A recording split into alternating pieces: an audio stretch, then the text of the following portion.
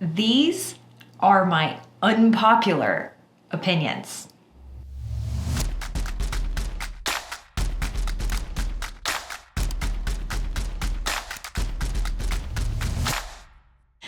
Hey there guys, welcome back to my channel. I'm so glad you're here. And before the keyboard warriors come for me in the comments, please feel free to watch this whole video in its entirety.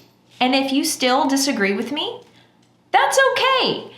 Please keep in mind that these 5 things that I'm going to talk about are my opinions.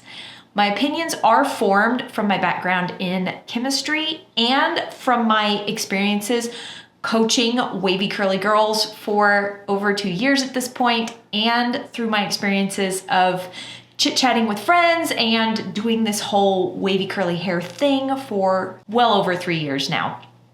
So these are just some things that I have noticed, and all the things I'm going to be talking about apply to about 90% of the humans that I have talked to during all of my experiences. So there you go. All this being said, take this video with a grain of salt.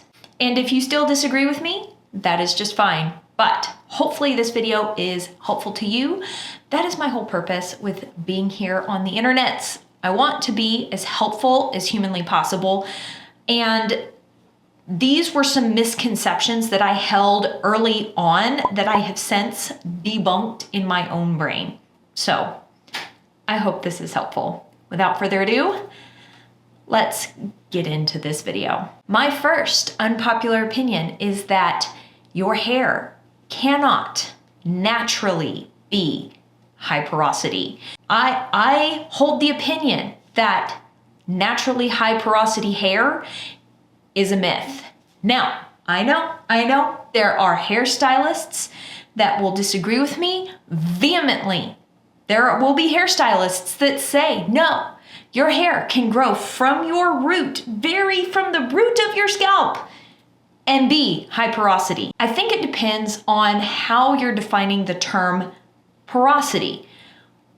The way I like to think of porosity is the holes in the hair cuticle. These occur during damage. I have seen and read several articles from trichologists explaining what porosity is. A trichologist is a really super cool human who studies the science of hair, like in a lab, and they have degrees and stuff. Now, these same trichologists will tell you that the hair cuticle growing from the scalp, from your very roots, from your very soul, just kidding, will be low porosity, meaning that there are no holes or gaps or lifted places or damage from here. Now, what happens after it has sprouted from your scalp is a different story. So if you are a person who, let's say, for example, gets regular highlights in the hair, even if your hairdresser is using all the Olaplex things, your hair cuticle is going to be more porous after getting your hair highlighted than before you got it highlighted. So if she's applying, highlight very close to the scalp, your hair is going to be higher porosity at the root than someone who does not get hair color applied directly to the root. Does that make sense? I sure hope so. Comment down below if I'm making sense. You're not making any sense. Another factor that may come into play is how naturally oily you are. Yeah, I know that sounds kind of gross, but if you are a naturally oily human, if you have a looser curl pattern and are oily, those oils that you produce at your scalp are going to travel down the lengths of your hair more easily. If you have a very, very tight curl pattern and are oily, it's not going to travel as quickly or as far because the oil has to travel through all the bends of your hair. When you are more oily, there is more lubrication for all of those layers of hair cuticle to slide past each other. If your scalp does not naturally produce lots and lots of oil, there will not be as much natural lubrication there to help the layers of hair cuticle slide past each other. If you're an oilier human, those layers of hair cuticle are going to slide past each other. They're going to remain sealed. They're not going to get as roughed up and stand on end as easily as someone who naturally doesn't have any oil whatsoever or very little oil whatsoever. Here is where I think the misconception comes in. I think that people define porosity differently than how trichologists define it. People take that to mean how absorbent the hair is. And if the hair is more absorbent, it must therefore be more porous and therefore be higher porosity. I thought forever, because my hair is highly absorbent, it soaks up a lot of things. It gets wet very quickly. It does not take long for it to get fully saturated with water. There are certain products that I can scrunch into my hair and it's like my hair is just drinking up these products. I thought for forever that my hair was really high porosity because of how absorbent it was. Lo and behold, my shock when I had the opportunity to have a hair analysis done, and when my hair was studied under a microscope by people who do this all day long, every day, I was told that my hair was very, very, very low porosity from root to tip. I was like, no. My hair's high porosity. It's very absorbent. And they went, no, there are no holes, gaps in your hair cuticle. Your hair cuticle lays down very, very smoothly. This blew my mind because I was under the misconception that porosity was how absorbent your hair is.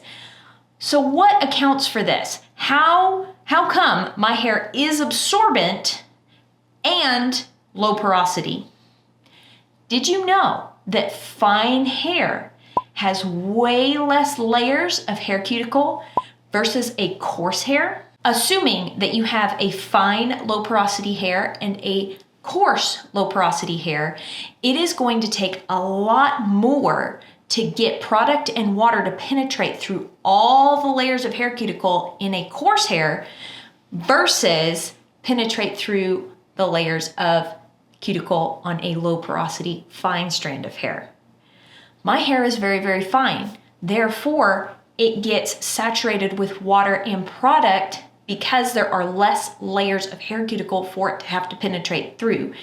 But just because my hair is highly absorbent doesn't mean that my cuticle is damaged and therefore is higher porosity. Now, I do think that due to genetic factors and various other circumstantial things, environmental things, certain people's hair can become higher porosity more quickly than someone else who has different genetics and different hair type. So your hair may come out of the scalp low porosity, but it only gets to about an inch away from the scalp and it's already medium porosity, and then it gets 2 inches away from the scalp and it's high porosity. Why is that? Well, the hair cuticle is lifting up. There are places where it's becoming more porous, more damaged, more quickly. So here are the conditions that I think would lend to someone having higher porosity hair overall versus lower porosity hair. If your hair is naturally very, very dry, meaning that you're not an oily human, that's what I mean when I say your hair is dry. Your scalp does not get super greasy very quickly. You have a tighter curl pattern and your hair is more on the fine side. There's going to be less layers of hair cuticle to have to break through before your hair becomes more porous. And you live in a very arid climate where moisture is being sucked out of your hair way more easily than let's say, a particularly humid climate. In my opinion, those are the 4 factors that would lend to somebody's hair becoming high porosity more quickly than contrasting someone whose hair is far more coarse. Maybe you are way more oily. Your scalp produces a lot of sebum naturally. You have a loose curl pattern so that that oil can travel through your hair much, much faster, and you live in a much more humid climate. Not crazy humid. We're not talking about so humid that it's causing your hair to swell and then you're causing damage to the hair cuticle due to the swelling of the hair due to the humidity. I'm not talking about that, but like a non-crazy arid climate. You know what I mean. The sweet spot. You live in the sweet spot. Anyway, I have talked way too long about this first one because I recently mentioned it in the video that I did with my friend Colleen, and it appears that there were some misconceptions, some misunderstandings about what I was saying about naturally high porosity hair being a myth.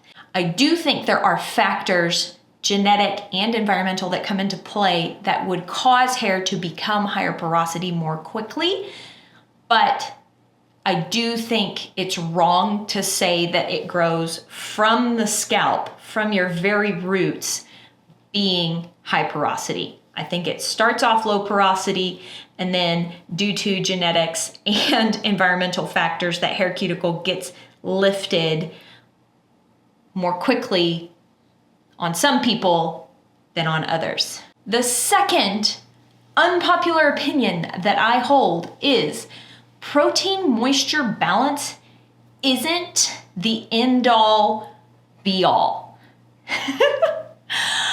This is a misconception that I held for a while. For a while, I became obsessed with all things protein moisture balance, and I thought that if I could just get that nailed down, all my wavy curly hair woes would be gone. I would magically somehow make ringlets on my head. I thought if I could just get the protein moisture balance right, that I'd be okay. Turns out that yes, protein moisture balance does hold importance in your hair, but it is not the end all be all. It is not the answer to all your wavy curly hair problems. There are some other things that could be causing issues with your wash day. Product buildup, product application, straight up poor product choice. If you are just not picking the right products for your hair, or products that aren't going to lend themselves to the result that you're seeking, then your wash day isn't going to come out the way that you want. Your hair can be perfectly balanced and have product buildup on it. Your hair can be perfectly balanced and you can just have a bad day applying product to your hair and it's going to turn out bad. Your hair can be perfectly balanced, protein versus moisture, and you might just not have the haircut that's flattering to your curl type. Your hair may be perfectly balanced with protein and moisture, and you may have picked a light hold product, and your hair fits your preferences better when you use a hard hold product. Protein moisture balance is not the end all be all. Now, if you're wondering what I'm talking about, like what is protein moisture balance? A brief description of what that is the protein and moisture balance within your hair. As wavy curly hair tends to be drier as a rule versus perfectly straight hair, it tends to be in a moisture deficit. But if you start following tips and tricks from the Curly Girl method, you will naturally start picking products that are sulfate, silicone, and drying alcohol free. You're going to be using a microfiber towel instead of a terry cloth towel. You're going to be using way less heat on your hair. You're going to be brushing your hair way less often. You're going to be removing opportunities for damage and for moisture to be robbed out of your hair. You're naturally going to start hydrating your hair quite a bit. So wavy curly girls tend to run into this issue of their hair becoming waterlogged, over moisturized. Enter protein moisture balance. As hair is 90% protein, it usually doesn't have an issue being balanced with protein and moisture, but you start tipping the scales to crazy moisture land with all the nice hydrating products and gentle styling techniques. You will waterlog your hair at some point. It kind of happens to just about everybody who embraces their waves and curls. What do? You then have to offset the copious amounts of moisture in your hair with some products that contain protein. And this will help tip the scales back into balance. And it is kind of normal for people to become hyper-focused on protein moisture balance when they have over moisturized their hair. All that being said, I think believing that nailing the protein moisture balance means that you will have the perfect wash day, I think it's important, but I don't think it's as important as some people have made it out to be, including myself. I made it out to be way more important than it was for a long time. My third unpopular opinion is that for best results in a short period of time, you must be willing to put in months and months of effort and work. This is unpopular because I, for one, wanted to start doing the curly girl method and my hair be curly. I thought that I could just purchase all the right products, do all the right techniques, and then bada bing, bada boom, curls in a bottle. Turns out that you can Amazon Prime the products to your house, free 2-day shipping, but the results aren't included in the box. It takes so much time for, one, your hair to recover from the years of heat styling and straight hair styling that you did for so long. If you want to get to the best hair of your life in the shortest period of time possible, you have to be willing to document what you're doing. And by that, I mean write down what products you used, how much of each product you used, how you applied them to your hair, how you dried your hair, how long you dried your hair for, how long did the results last? Did you like it? Did you not? How did your hair feel when you applied the products? You have to be willing to write down what works and what doesn't. I will have some resources linked in the description down below for you that will help you document your journey, and resources to greatly shorten the amount of time that you spend guessing what works and what doesn't. In order to get to the best hair of your life as quickly as possible, you have to be willing to put in the effort. You have to be willing to try out some different things and figure out what works and what doesn't. It's not as simple as buying one new shampoo, one new conditioner, and one styling product, and then that's that. You will more than likely have to try multiple products out, multiple application techniques out, and if you are documenting your results, you're going to figure out what works and what doesn't quicker than if you don't pay attention. Now, if you want to, you don't have to put in so much work that your brain melts every time. A perfect example of this is my lovely sister. She has amazing hair, but she also has zero desire to play around with products, test them out. And as a result, it's kind of taken her hair longer to get to the point where she wanted it to, because she hasn't necessarily been dialing everything in super tight, super close. She's just kind of been using whatever and putting whatever in her hair and letting her hair dry however is most convenient for her. And 3 years later, now her hair is finally getting to the point where she's consistently happy with it. Whereas me, Crazy Courtney, went in super wavy curly scientist on this whole thing, and I got through the whole transition phase and really got my hair figured out in about 8 months. So there you go.